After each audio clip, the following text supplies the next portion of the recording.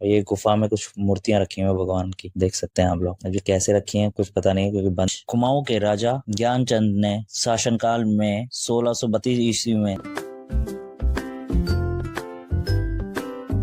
और मैं आपको ज्यादा बोर करते हुए नहीं, पहुंचते ही आपको वहां का एक व्यू दिखाऊंगा, उसके बाद आपका दिल खुश हो जाएगा। लोग आए,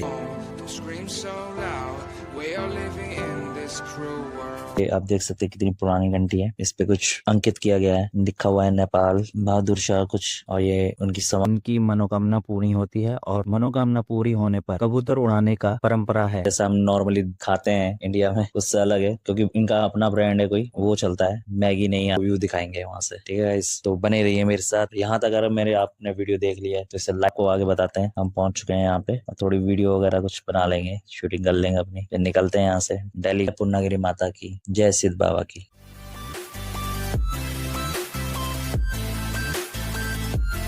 हेलो दोस्तों, कैसे हैं आप सब? उम्मीद करता हूँ सब बढ़िया ही होंगे। मैं आपका दोस्त आ गया हूँ पूर्णागिरी ब्लॉग 2 लेकर। आज मैं आपको दर्शन कराऊंगा महाकाली टेम्पल के, और जानेंगे इसके बारे में। भैरव बाबा टेम्पल के भी दर्शन कराएंगे। फिर आपको बताएंगे कि यात्रा कंप्लीट जब मानी जाएगी, जब आप माता के दर्शन के बाद सिद्ध बाबा टेम्पल आएंगे, जब आपकी यात्रा संपूर्ण मानी जाएगी। तो चलिए चलते हैं इस सुखद यात्रा की तरफ और बढ़ते हैं महाकाली टेम्पल की तरफ। मंदिर से नीचे आ गया हूँ और चलते जा रहे हैं। और जो मंदिर था 10,000 फीट की ऊंचाई पे था, वहां से अब रिटर्न वापस नीचे को आते हुए धीरे धीरे चलने में ना घुटनों पे थोड़ा पेन्स हो रहा है, नीचे की तरफ झुकाव आ रहा है, जोर पड़ रहा है नीचे की तरफ। चढ़ते वक्त तो आराम से आप चढ़ जाएंगे, सहारा लेके भी चढ़ सकते हैं, वैसे भी चढ़ सकते हैं, मगर उतरते वक्त थोड़ा घुटनों पे जोर पड़ेगा। तो आप अगर थोड़ा एंगल बना के साइड से उतरेंगे ना तो ज्यादा सही रहेगा, उससे आपको दिक्कत नहीं होगी उतरने में, जोर नहीं पड़ेगा घुटनों पे एकदम ही। तो हम यहाँ से उतर रहे हैं अब, और यहाँ पे ना थोड़ा सा खुला एरिया मिला, तो हमने कहा चलो फोटो खिंचा लेते हैं, थोड़ी सी फोटो खिंचा लेते हैं यहाँ पे, क्योंकि पूरा एरिया बंद कर रखा है। क्योंकि दोनों तरफ आपको मैंने बताया था पहले कि धर्मशालाएं बनी हुई है दोनों तरफ साइड में। ये गुफा में कुछ मूर्तियां रखी हुई है भगवान की, देख सकते हैं आप लोग। अभी कैसे रखी हैं कुछ पता नहीं, क्योंकि बंद है चारों तरफ से। और जहाँ माँ काली के दर्शन करने के लिए जाएंगे, वहीं हमने एक धर्मशाला देख ली थी, क्योंकि जूते चप्पल वहां से ऊपर नहीं आते हैं, जो मेन गेट होता है जहाँ से आप, अगर मैंने लास्ट व्लॉग आपने देखा होगा तो मैंने उसमें बताया होगा कि हम यहाँ रुके थे, अब यहाँ से चल रहे हैं, तो हमने वहीं जूते चप्पल अपने उतार दिए थे। आप भी उस वहीं उतार ले तो ज्यादा बेस्ट रहेगा, या आप गाड़ी में नीचे आप उतार के आ सकते हैं, क्योंकि ऊपर इसके बाद चप्पलें अलाउड नहीं होती है, जूते चप्पल आप लेके नहीं आ सकते। तो आपको यात्रा आगे की नंगे पैर करनी होती है। तो मैक्सिमम लोग तो नीचे से ही कर लेते हैं, मगर आप जो कभी कभार आने वाले जिनको हैबिट नहीं है तो वो यहाँ पे उतार सकते हैं। और वहाँ पे कोई चार्जेस नहीं देने हैं आपको, बस जब आप महाकाली मंदिर के दर्शन करने जाएंगे ना, तो वहां से आप प्रसाद ले लीजिएगा। तो मैं यहाँ पहुंच गया हूँ, अब मैं आपको दर्शन कराता हूँ इधर माता रानी के। हम थोड़ा सुस्ता रहे हैं, यहाँ बैठ गए क्योंकि थक गए थे काफी नीचे से आके ना, अब थक गए। तो अब यहाँ पे दर्शन करेंगे माता के। जय महाकाल। यहाँ माता रानी की स्थापना की हुई है मूर्ति की। जबकि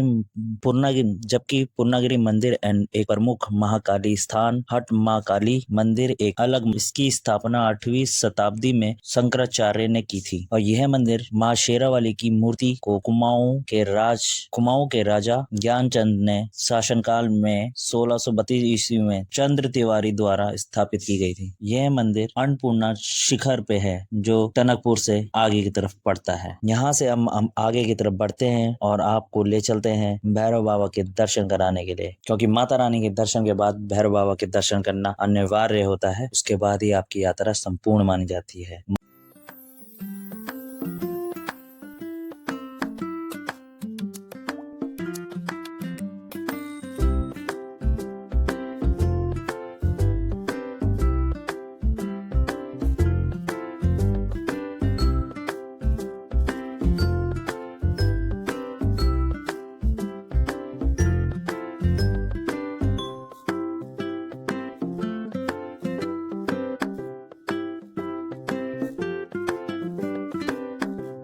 मगर माँ पूर्णागिरी के वहाँ आपको इसके बाद सिद्ध बाबा के भी दर्शन करने होते हैं, जो हम अब आगे की तरफ चलेंगे।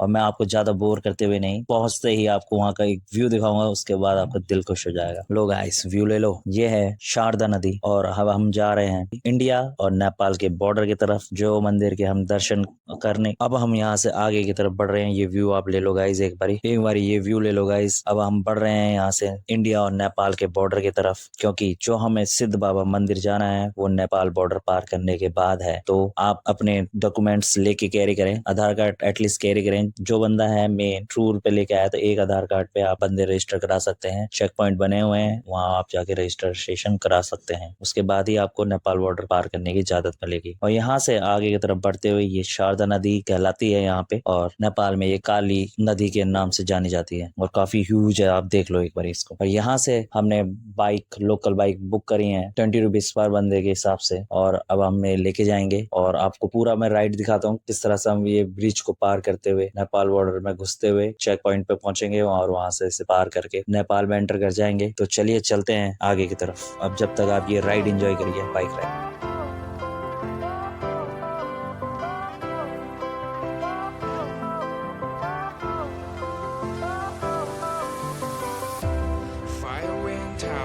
Lights went down when you feel lost in your shadow. Don't feel alone, don't scream so loud. We are living in this cruel world. Broken but strong, gotta move on. You're not a bakery of life. Equip my soul, find the real gold. I'll fulfill what I started.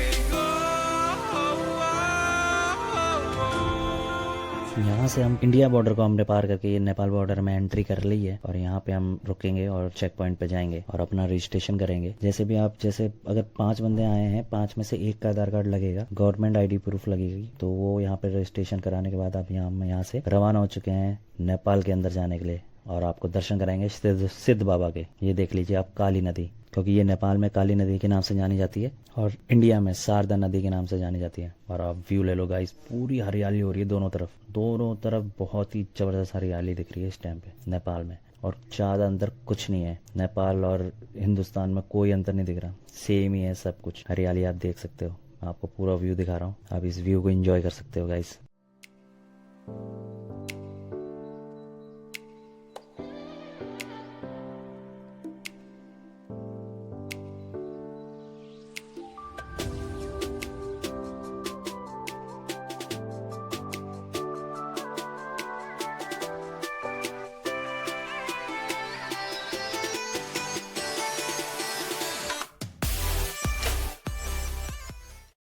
और अगर आपने यहाँ तक मेरी video देख ली है तो video को लाइक, शेयर और कमेंट किए बिना ना जाएं। यहाँ हम आ गए हैं, ये लगभग मेरे ख्याल से 2 किलोमीटर लगा मुझे, 2 किलोमीटर है यहाँ से, इंडिया के बॉर्डर से अंदर आना पड़ेगा यहाँ पे नेपाल में। और यहाँ से फिर अब आप वॉकिंग करेंगे कम से कम 700-800 मीटर के बाद सिद्ध बाबा का आपको entry check point type board दिख जाएगा। इस बोर्ड को क्रॉस करने के बाद आगे बढ़ते हैं मंदिर की तरफ। दोनों साइड में ना मार्केट है, मार्केट लगी हुई है, अभी देख सकते हो आप लोग। और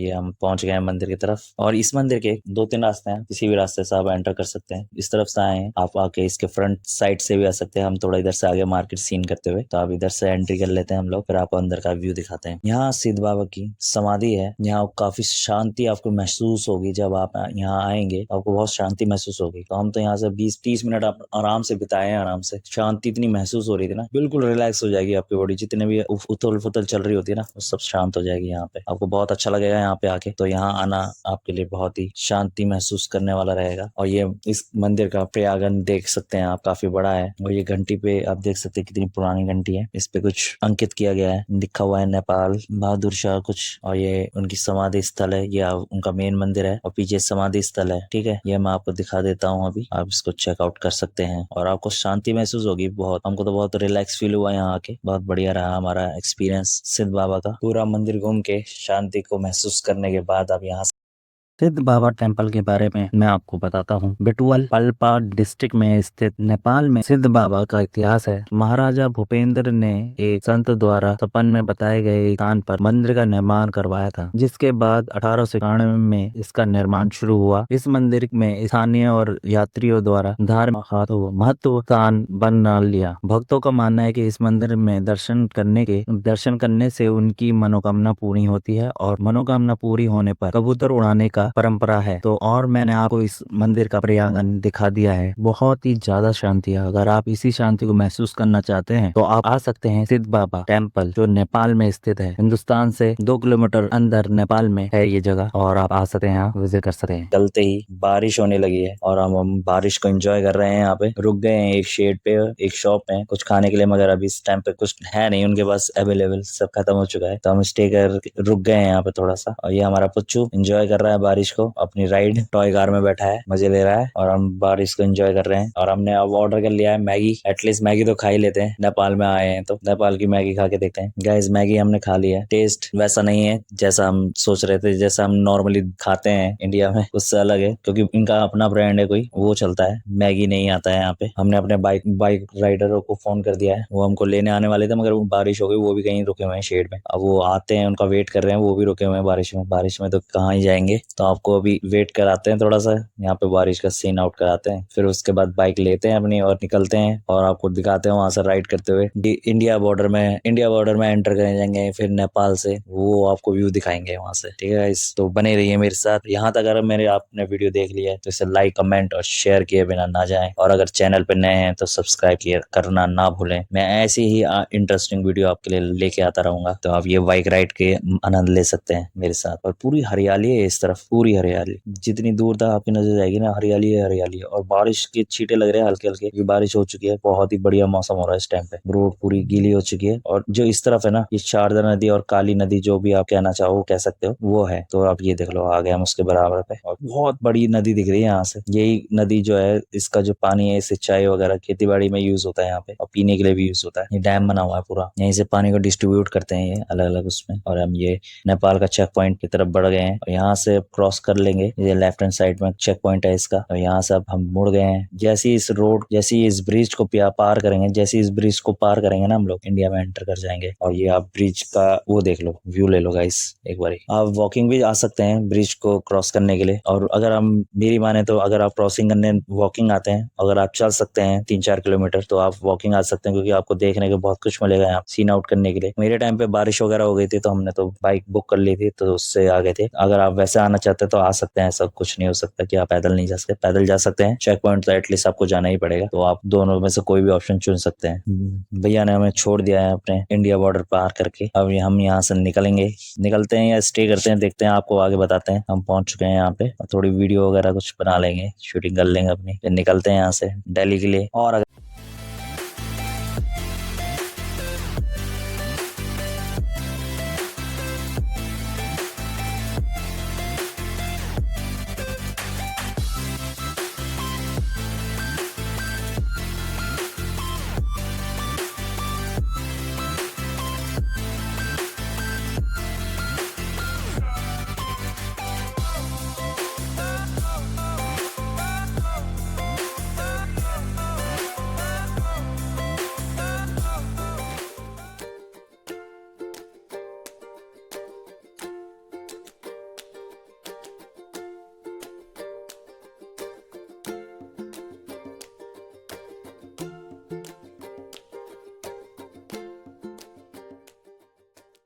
और अगर आपने मेरी यहाँ तक वीडियो देख ली है तो मेरे चैनल को सब्सक्राइब कर दीजिए, अपना सपोर्ट मेरे को दिखा दीजिए। मैं ऐसी इंटरेस्टिंग वीडियो लेके आता रहूंगा आपके लिए। जब तक के लिए टाटा बाय बाय। जय पूर्णागिरी माता की, जय सिद्ध बाबा की।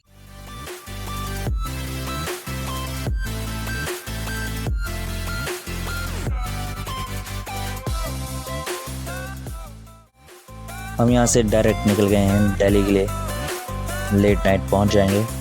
आधा रास्ता हमने कवर कर लिया है, हम डिनर करने के लिए रुके हैं। यहाँ से डिनर करते हैं और फिर निकलते हैं।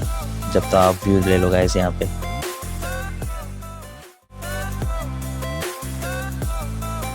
ये डिनर हमारा आ गया है, डिनर कर लेते हैं। कुछ चुकले दूध मंगा लिया है,